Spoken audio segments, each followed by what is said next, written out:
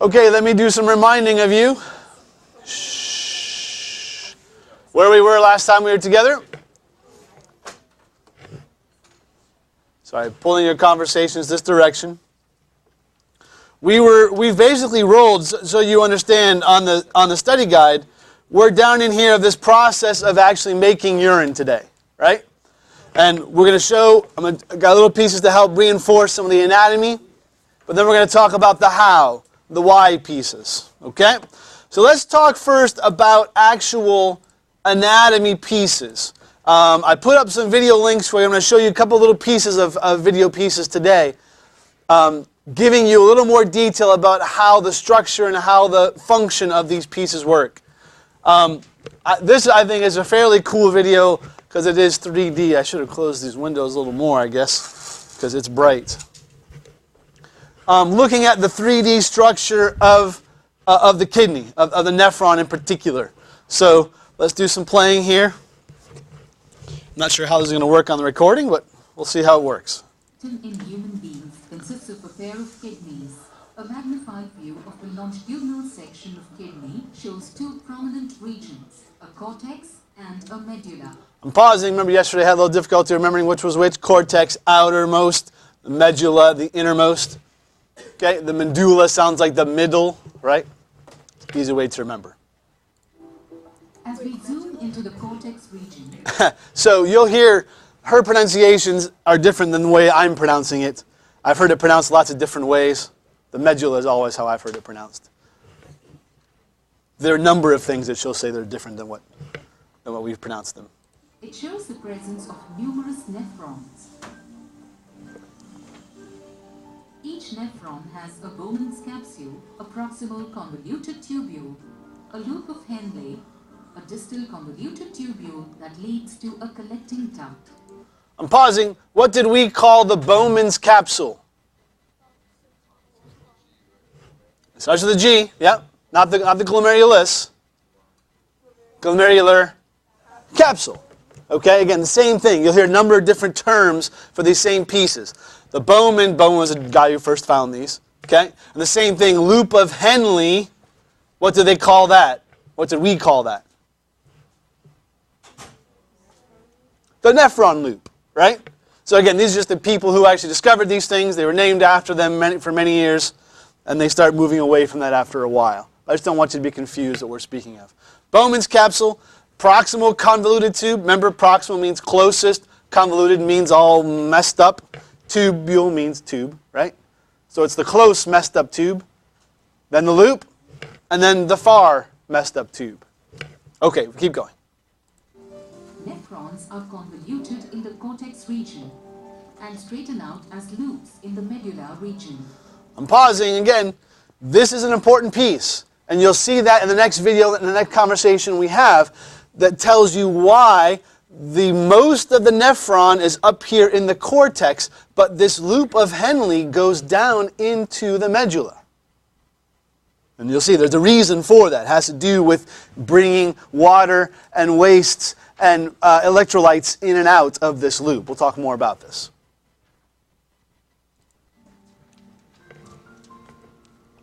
Each nephron has a Bowman's capsule, which is a cup-shaped structure that has a layer made of squamous epithelial cells. In the cavity of the Bowman's capsule, there is a bundle of capillaries known as the glomerulus.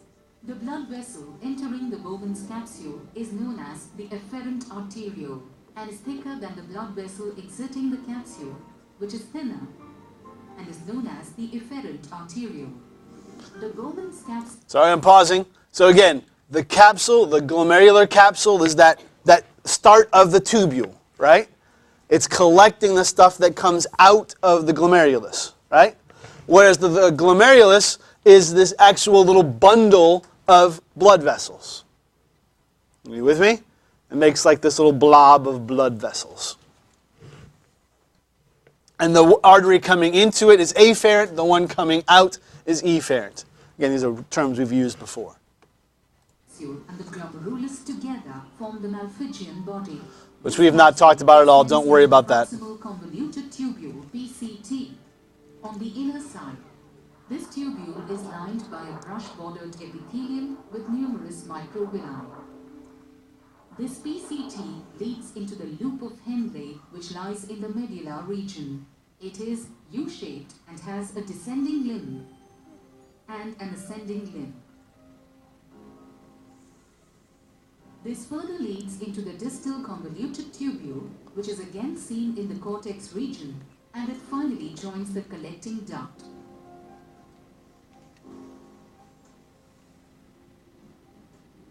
As blood flows through the glomerulus... So I'm going to pause. Are we comfortable on the anatomy pieces here now?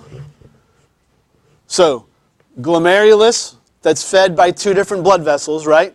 The afferent and the efferent, coming in, coming out. The glomerulus, the group of little blood vessels, is surrounded by this glomerular capsule, which is the start of the tubule, right? The proximal convoluted tubule comes from that glomerular capsule.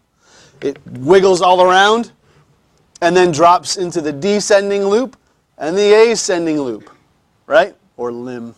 Limb, loop? Limb, thank you. The whole thing is the loop. The descending limb and the ascending limb. Basically going down and coming up, right? That's what ascending and descending mean. Distal convoluted tube, and then into the collecting duct. And what this video does a nice job of is showing you, hey, there's literally millions of other nephrons all around you, right? It's not just one little nephron doing all this. It's happening all around. Yes, ma'am? Will the nephrons be different sizes since some would be farther away from the It's a good question. The way that it's structured is, remember 209, please. Someone remember that number for me? 209. When they showed it at the very beginning here, can you see how here's medulla? Well, I can put nephrons all the way around here, and again, in 3 dimensions, and that loop is going to stick down into the medulla. So, based upon the 3-dimensional shape of this, no, really, they're all similar sizes. I'm sure they're not exactly the same size, but similar, because it's not like they're all trying to reach one point and have to go different distances to get it. They're like literally just grouped around this 3-dimensional medulla. It's a good thought, though. I like what you're thinking. What was our number? 209? 209. Thank you. We'll go with 208. Oh, please. Yes, sir. With the glomerulus, so the blood comes in the two blood vessels, right? Right, comes in the afferent and goes out the efferent. So how does that connect to the rest of the stuff? Because like in the picture, it doesn't like the blood vessels don't keep going down the proximal convoluted tubule. No, you have this other set of capillaries that are all around the tubule. So the blood that's actually being filtered, and we'll talk about that as we go on, that's what's coming into the glomerulus. And then you have other blood vessels that are surrounding that whole proximal and distal convoluted tubule and the loop of Henle. Like kind of two separate things. Does that make sense? So the only blood that's being filtered is what comes into the glomerulus. Right. And eventually all the blood will get there, all get through there. But that's where the actual beginning of this filtration piece happens. As blood flows through the glomerulus, water, salts, and waste diffuse into the Bowman's capsule. This liquid... Sorry, we're going to talk much more about that, but they're just showing you that this is the initial part, right? Water, wastes, as well as all these different electrolytes diffuse out of the glomerulus into the glomerular capsule from there, right? We're basically getting everything out of the blood other than, the actual red blood cells and white blood cells and these kind of things. Then passes into the PCT and the loop of Henle, where water and important salts are absorbed back into the blood vessel. I'm pausing. This goes back to kind of what you were talking about, Owen, that there are these blood vessels that surround the loop, and as you're going through it, it's reabsorbing the water and the electrolytes that's needed. Because again, the body wants to use these. We don't want to get rid of them. We don't want to flush out a bunch of water and electrolytes that we need. We want to get rid of the waste. So we've taken everything out in the glomerular capsule, and now we're selectively putting the other stuff back into the body. How do we do that?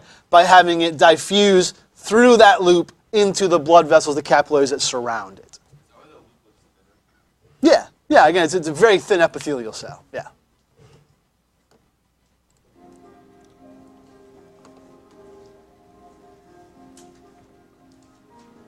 Only the waste material like urea and some water molecules proceed into the DCT, where more water may get absorbed into the interstitial fluid. This liquid formed is the urine, which is released into the collecting duct. So not the stuff that comes out is the urine, the stuff that is actually going from the distal collecting tubule into the collecting duct. That is the piece that we would call urine. We good? And we'll talk more about, again, what it's made of and all that. Yes, sir? So, not all the water is A vast majority of it. Let me rephrase that. Depending on how much blood is or how much water is actually present, will determine how much water is taken out. For example, if you don't drink much, what color is your urine? Very yellow, very bright, right? Very concentrated, if you want to use the chemistry term, right? So there's very little water that's there because the body doesn't have much. It's got to keep recycling it, right? But if you get into a kick where you're drinking bunches of water, what color does your urine become? Very clear, a lot more watery. Does that make sense? So your body has a certain amount of water it needs, and based upon how much you take in, will determine how much is actually filtered out. like you really don't drink enough water, and you just not pee because there's Yeah. you can't get the fluid to the bladder basically because there's It's not that you can't get the fluid there, it's just that the body needs all the water it can get, so it's going to put out very little. Has anybody ever been like on a very hot day, and I mean you're drinking all the time, and yet you pee maybe once? That's an exact example, right? You were using so much water in your body that there was very little left that it wanted to get rid of.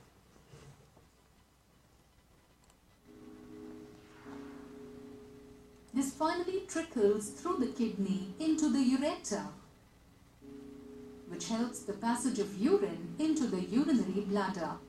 After a while, the urine can be excreted from the bladder. To summarize, Oh, not going to summarize. You can tell, by the way, this is designed by designmate.com, designmate.com, just in case you were wondering. That's where the source of this is. Helpful, I think, to visualize things a little bit better. All right.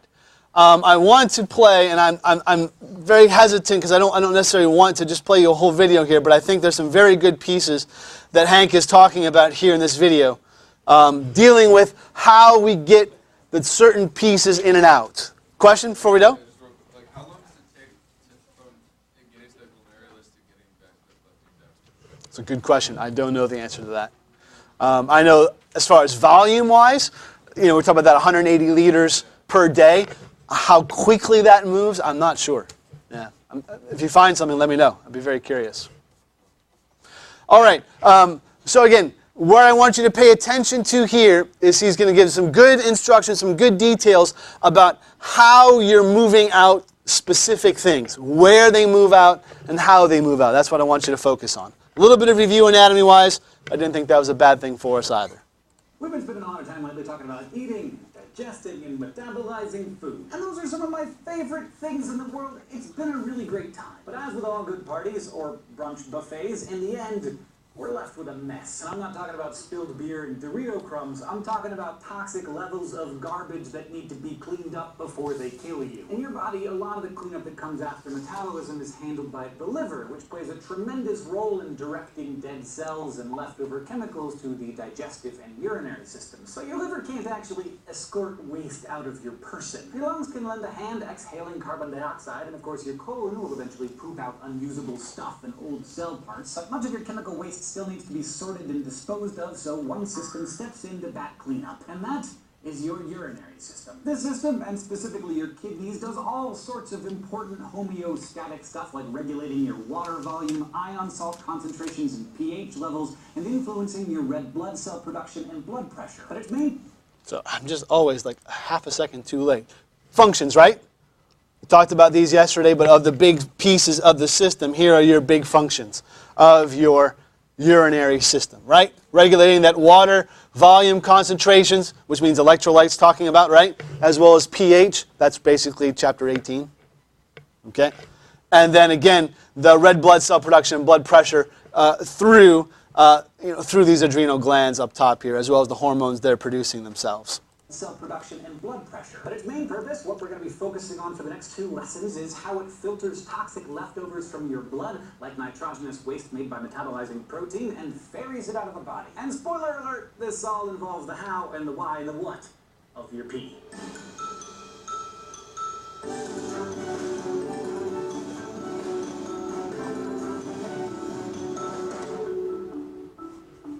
Now, you probably know that kidneys are filters. And you may imagine them as sieves that strain out the bad stuff, leaving it sitting like a hairball at the bottom of the bathtub. But that is, in fact, kind of the opposite of what you should be thinking. Most of what's in your blood is totally removed by the kidneys. Then, your body pulls back what it wants to hold on to before the rest is sent on a one-way trip to the bladder. It's kind of like this. You don't clean out your fridge by just taking out the rotten fruit and fuzzy leftovers. Instead, you got to take everything out and put it on the counter and then sort through what goes back into the fridge and what goes in the trash. That's how you...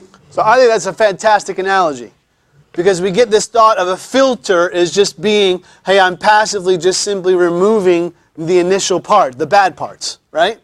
But the kidney doesn't work that way. And that will help you understand better when we talk about this convoluted tubules, the proximal and distal, as well as the loop of Henle, that you're literally taking almost everything out of the blood, right? There in the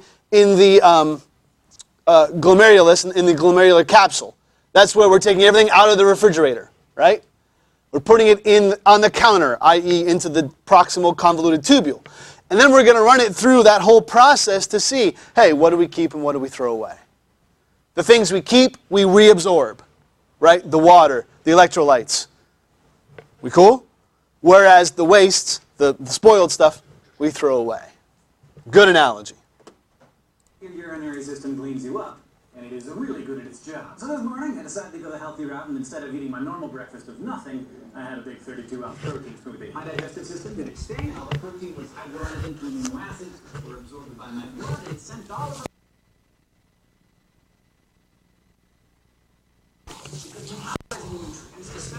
Sorry about that. Makes a mess. You may remember that amino acids are unique in that they have nitrogen in their amine groups, and because we can't store amino acids, extra ones get processed into storable carbs or fats. The amine group isn't used in those storage molecules, so it's converted to NH3, or ammonia, which happens to be toxic. So I'm going to pause. Proteins, right? That we can't actually store these amino acid pieces. We have to continually be eating them. Remember, we talked about these essential amino acids that you have to take in with your foods because we can't store them. Instead, we would transfer it into fat or carbohydrates to store. But these amine groups become ammonia, right? And ammonia, you know, that's that cleaning stuff, right? That stinks. Very strong smell. Smelling salts. Anybody ever? Some of you could use some smelling salts right now. But the smelling salts, you ever smelled one of those? Oh man, oof! Just it wakes you up quick. That reeking smell, and that's toxic, right? And that's the byproduct of these, one of the waste products of these proteins breaking down. So we got to get rid of that. How do we do that?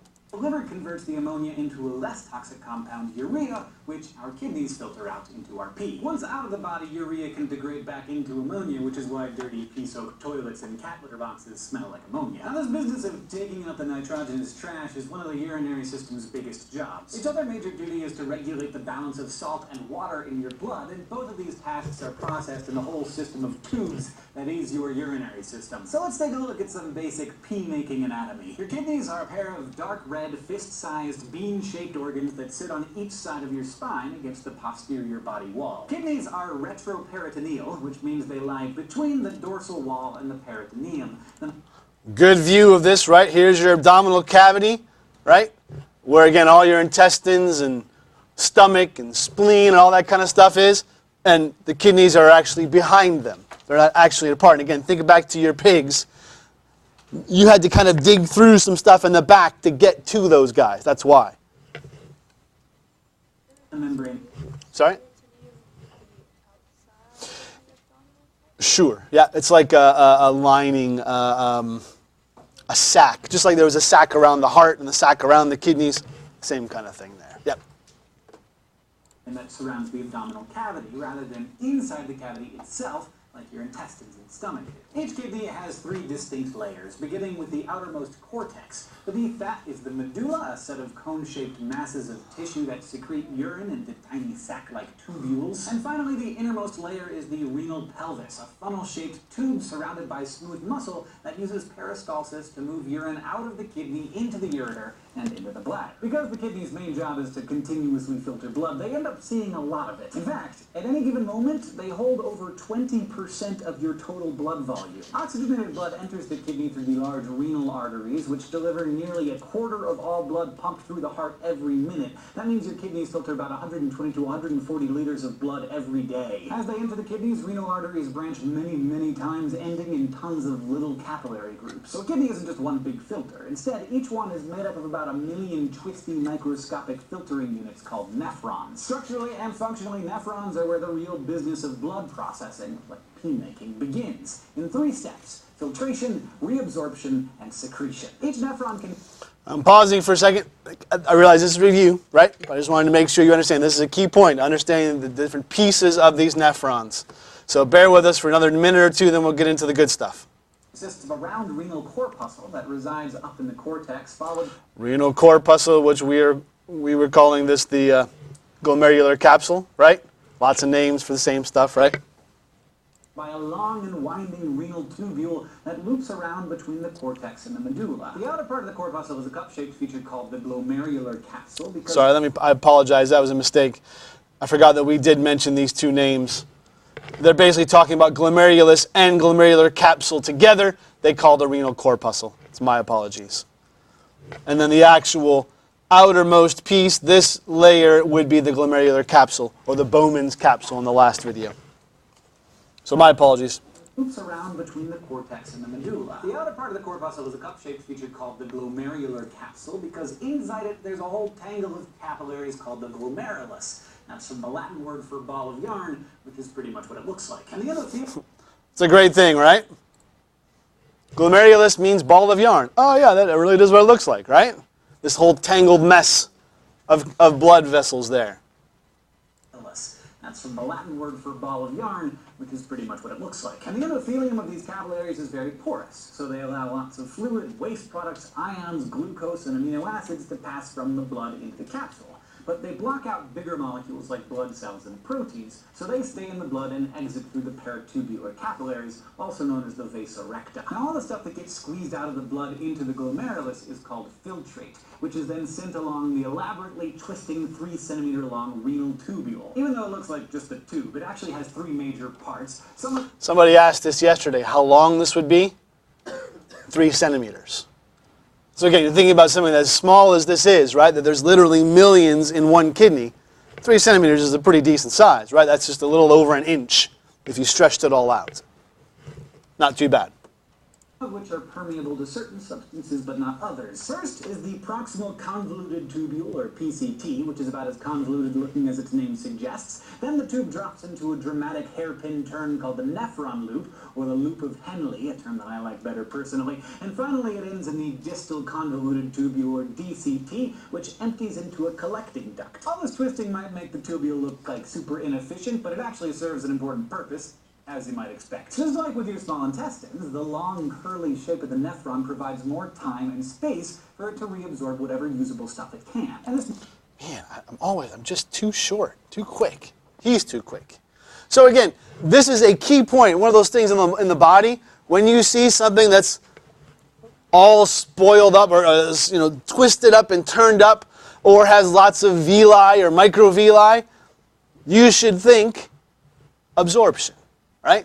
More surface area. More surface area gives you more chance to get things out of whatever is there.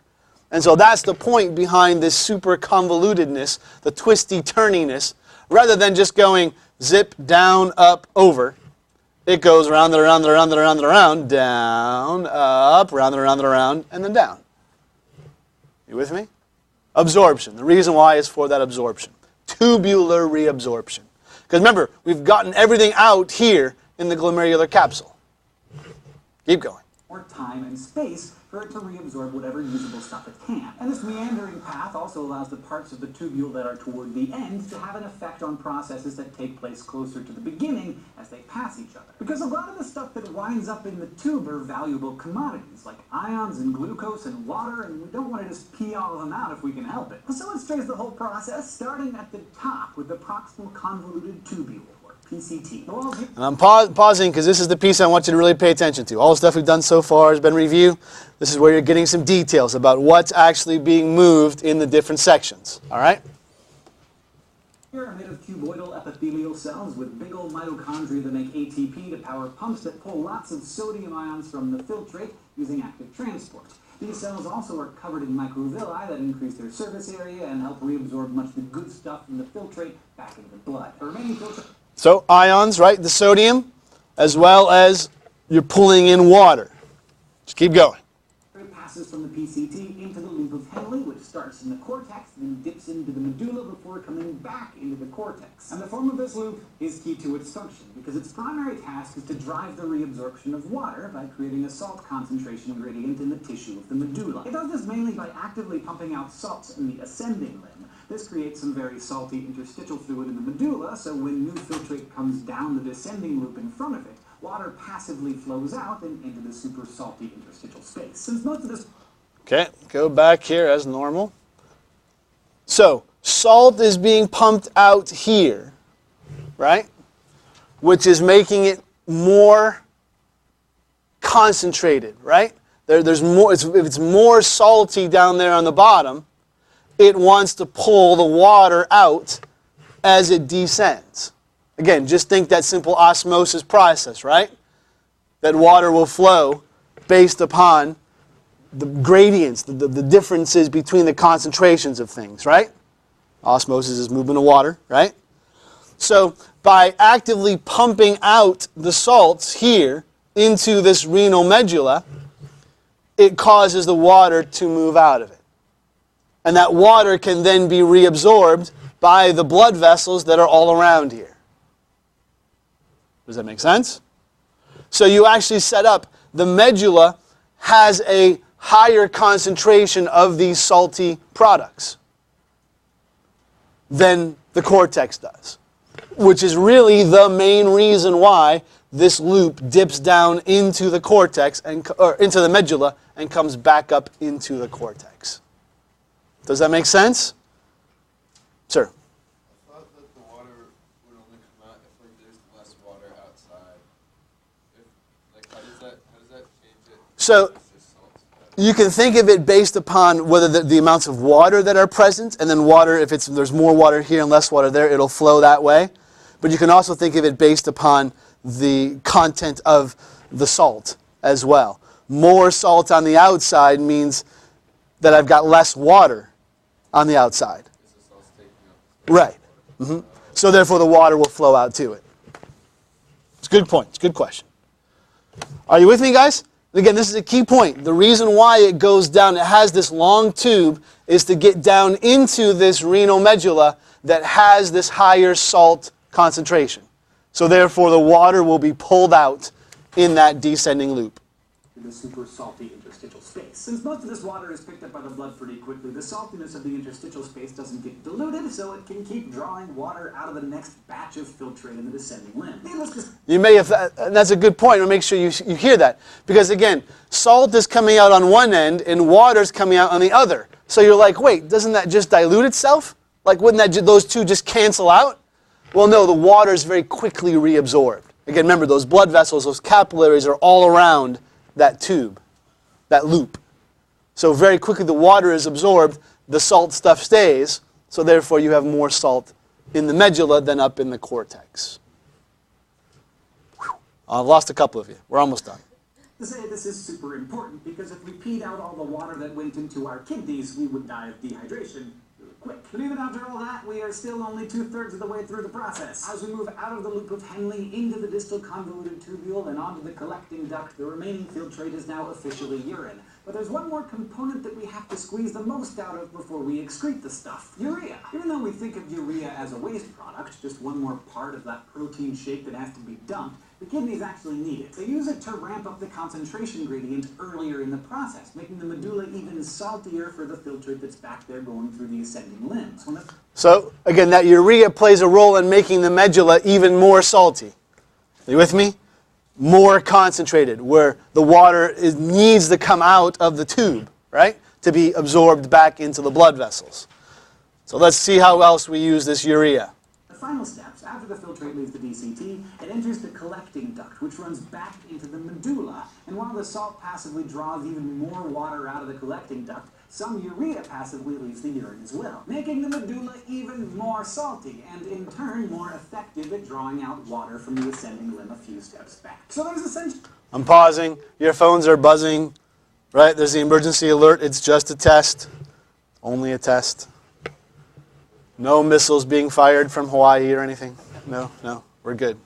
But just so you knew, that's what the buzzing is happening. No action required. Thankfully, they got the message right. Okay, almost done. You caught that in the collecting tubule, we're not done yet, right? Because the collecting tubule passes back into the medulla.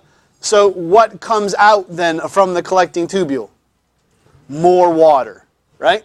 You see how valuable water is? Like we keep trying to recollect it everywhere we go throughout this tubule. Sorry? No. More water comes out of the collecting tubule into the medulla, which is, again, where the blood vessels are. It reabsorbs it. Traveling pool of urea that escapes the urine finds its way back into the loop of Henle and then runs the whole course again back to the collecting duct, an ammonia-scented cycle called urea recycling. Now all that's left is a kind of last call to selectively sneak out any extra waste like hydrogen, potassium, and certain organic acids and bases using active transport. This is called tubular secretion, and it transports only select kinds of waste that have already made their way into the blood that's in the paratubular capillaries ready to leave the kidneys. This stuff is kind of like emptying your pockets of any last wads of tissue or crumpled receipts as you're walking a bag of trash to the curb. And that's how...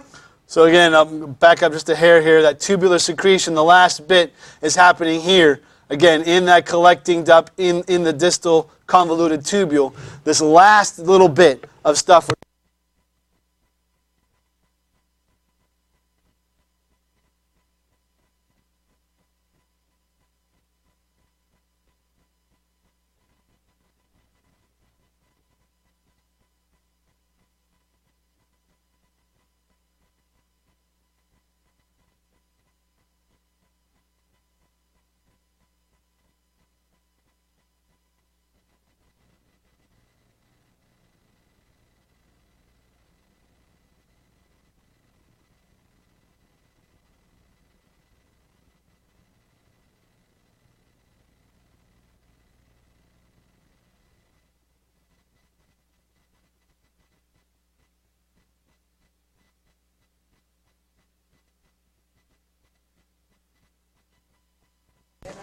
Whew, that would be exciting.